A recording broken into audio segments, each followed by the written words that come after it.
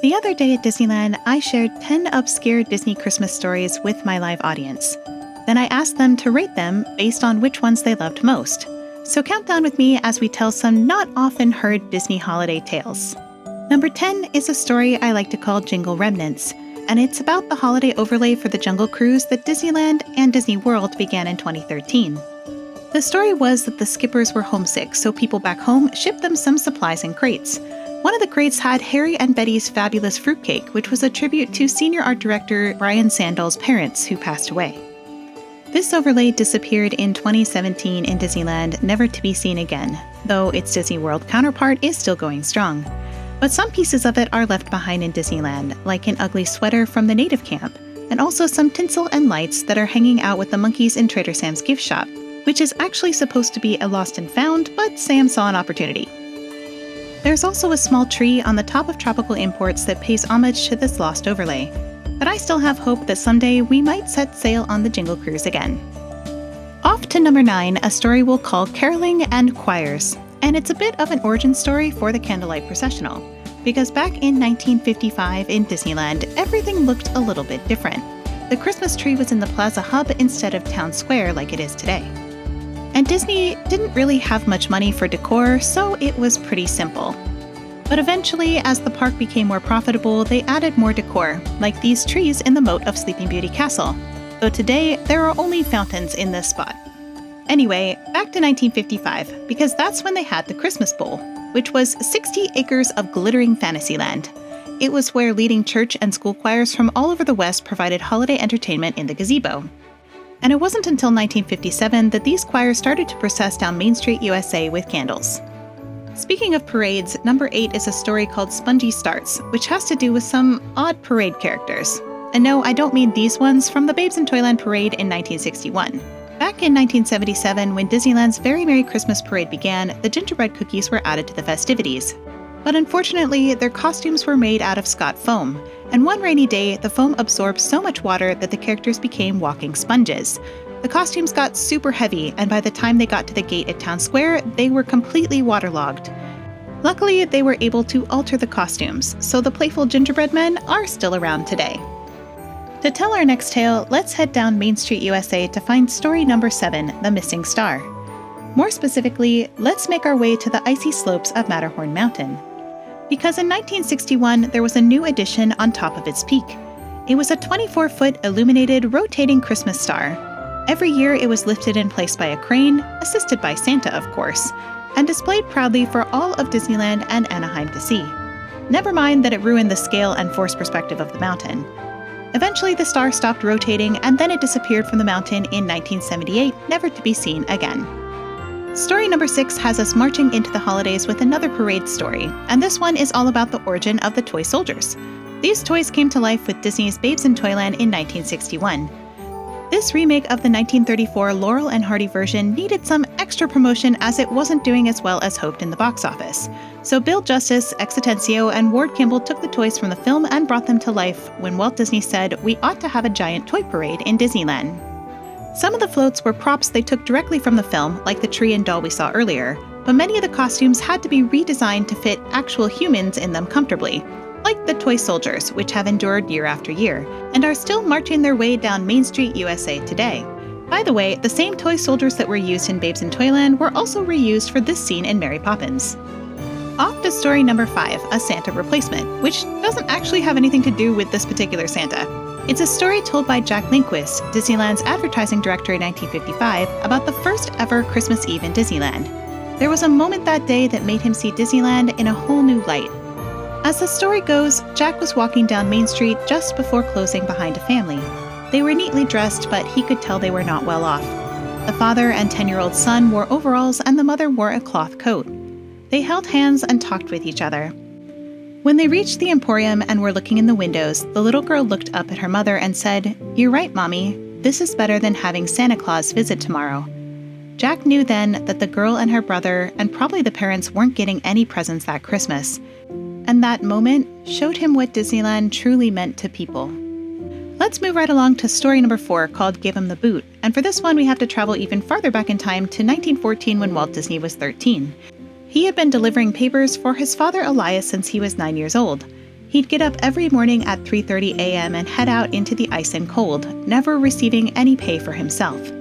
For Christmas in 1914, he asked for a trendy pair of new boots, claiming they would help him deliver papers faster, but his father didn't buy it and saw it only as an unnecessary extravagance.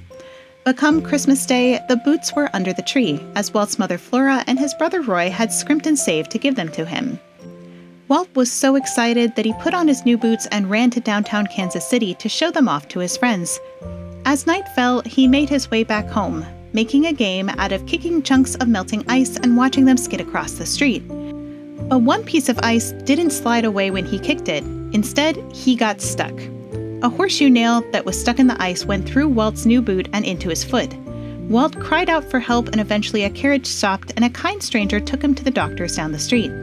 They cut off his new boot and removed the nail with pliers, all without any pain medicine as none was available. As Walt was laid up in bed for 2 weeks, boredom reigned. He spent most of his time reading or drawing, sending his cartoon sketches in with his mom when she went to the school to get his makeup work. She reported back about all the positive comments he received about his cartoons. At the end of the 2 weeks, Walt had made a decision. He wanted to become a cartoonist. His dad allowed him to take a few fine art classes at the Kansas City Art Institute, and the rest is history. So you could say that a gift of some simple boots was what sparked Walt's entire career in animation. Story number 3 is all about Santa going global, and it's connected to yet another Disneyland parade. You see, Walt Disney was all about promoting cultural understanding, which is why he was involved with President Dwight D. Eisenhower's People-to-People initiative. This spirit of global peace showed up later in It's a Small World, but before that there was the Christmas in Many Lands parade in 1957. This parade was filled with floats handmade by local cultural groups, whose volunteers walked the parade in traditional dress. It was a bit of a problem having the volunteers because they never really knew who was going to show up on any given day. Anyway, not only did this festive holiday parade highlight different cultures around the world, it also involved some animals in the mix, like these children from India who hitched a ride on an elephant, and this reluctant reindeer, and also this bear who is having exactly none of it. But in this parade is where we also find our global Santas, who would process along with the parade in traditional dress. Like Old Man Winter with his elves from Finland, Norway's Santa Claus with his traditional pet goat, and Switzerland's St. Nicholas, which included a bunch of white-robed figures that are part of a traditional St. Nicholas Day ceremony, and I promise not what you're thinking they are. On to story number 2, Circus Christmas. It was an idea that pretty much failed, but hilariously so, and that was the Mickey Mouse Club Circus from 1955. Disneyland was a virtual ghost town during the off-season that first year, and they needed something to drum up interest. So Walt decided the best way to do that was with the world's largest circus tent, with a whopping cost of $30,000. Disneyland's first Christmas parade was actually just a circus parade meant to lead people through the park to the tent, including clowns, circus cars, and a Mickey whose costume was borrowed from the Ice Capades because Disney didn't own any at the time. The show itself was 70 minutes long, one of the longest in Disney history, and cost 50 cents per entry. It featured the Mouseketeers, Professor Keller and his Feline Fantastics, Serenado the Wonder Horse, and Bobo the Disney Clown. It also had a magic Christmas tree made of white fabric that would grow 40 feet in 10 seconds. But a few shocking things happened at the circus too, like spitting llamas and a panther who attacked another animal. And of course, one could not forget the wardrobe malfunction when a trapeze artist went to reach for her partner and lost her top completely, giving the crowd more of a show than they bargained for. Needless to say, the big top didn't stick around, and by the next Christmas, the circus was no more. We finally reached the number 1 rated story, and that would be the Hatbox Surprise. And I'm not surprised that this one was the winner, because it's such a sweet story about Walt and Lillian Disney. You see, Lillian didn't like Walt's taste in hats. She also was irritated by how he always wore his hats at a jaunty angle, always telling him to fix his hat, to which he responded with crushing it down on his head. When she was irritated with Walt, Lillian was known to grab his hat and chuck it away from him. In 1942, Walt and Lillian visited Mexico to do some research for Three Caballeros. There, they attended a bullfight, and when the winner was announced, everyone went to throw their hats in the ring. Lillian then grabbed Walt's favorite old hat and tried to throw it in as well, but Walt caught it just in time. When it came time for Lillian's birthday, Walt took that same hat, had it bronzed, and filled it with violets like a vase.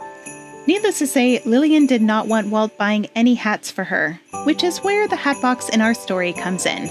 Because for Christmas one year, Walt indeed got Lillian a large hatbox for a gift tied up with ribbon. When Lillian picked it up and it started to move, she screamed. But when she opened it up, she found a little chow puppy inside, and instantly she was smitten. As Walt put it, she didn't know I had bought a dog. She thought I'd bought her a hat, and that's the one thing she doesn't want anybody to do. She wants to buy her own hats. She was upset because I had bought her a hat. Lillian wasn't fond of dogs in general because they were dirty and shed a lot, but Walt picked a breed that worked for Lillian, and she loved the puppy, naming it Sunny. As you may have guessed, this story about Walt and his wife made it into Disney's first original story for a feature film, Lady and the Tramp, which, by the way, is the only Disney movie to begin and end at Christmas time. Over in Walt Disney World, there used to be a similar hatbox to the one in the film, hanging out on Main Street, USA. It's since been removed, but there are still a few nods to the love story of Lady and the Tramp. We've reached the end of our stories as well as the end of this year, but whether your year was filled with stars or sponges, I hope the days to come are filled with gifts that change your life, friends that throw your hats, and moments that cost nothing but mean everything.